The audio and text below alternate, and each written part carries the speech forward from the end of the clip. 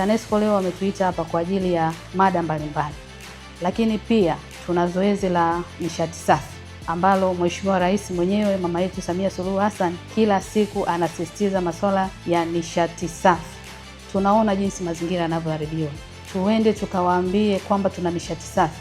Hiyo pressure cooker hapo hata haifiki unit, inapika makande, wakati makande unaweza ukatumia hata debe la mkaa na bado yasiivi. Na sisi tuende tukawa mabalozi kwenye maeneo yetu. Kuna swala la miundombinu. Kwa Kahama tuna changamoto miundombinu, wananchi wetu wanaihujumu, lakini malalamiko yote yanaenda wapi? TANESCO. Tuende tukawaambia wananchi wetu kwamba walinde miundombinu ili umeme usikatike ovyo. Waheshimiwa madiwani, tunaelewana? Kwa kumalizia kabisa, mimi nitamke rasmi kwamba nimefungua rasmi mafunzo haya.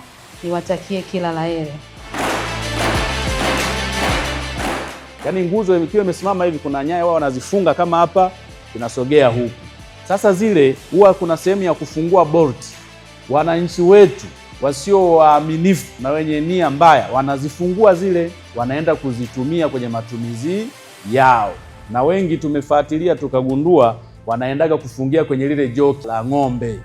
Tukiwa kama wakilishi wananchi, twendeni tukawaelimishe wasihujumu hii miundombinu ya umeme, na sisi tuwe walinzi namba moja. Na mimi nitakwenda kuitoa elimu kwa wananchi ili waweze kwa pamoja, kwa ushirikiano, tuweze kuilinda hii miundombinu ya TANESCO, kuhakikisha tunakuwa tunapata umeme usiokuwa unakatika. Kama tutashirikiana vizuri, naamini hali ambayo tuliyoikuta na ambayo iko sasa itazidi kuimarika, na tutapokea pia maneno kutoka kwenu ili sisi kama watendaji tuweze kwenda kuyafanyia kazi.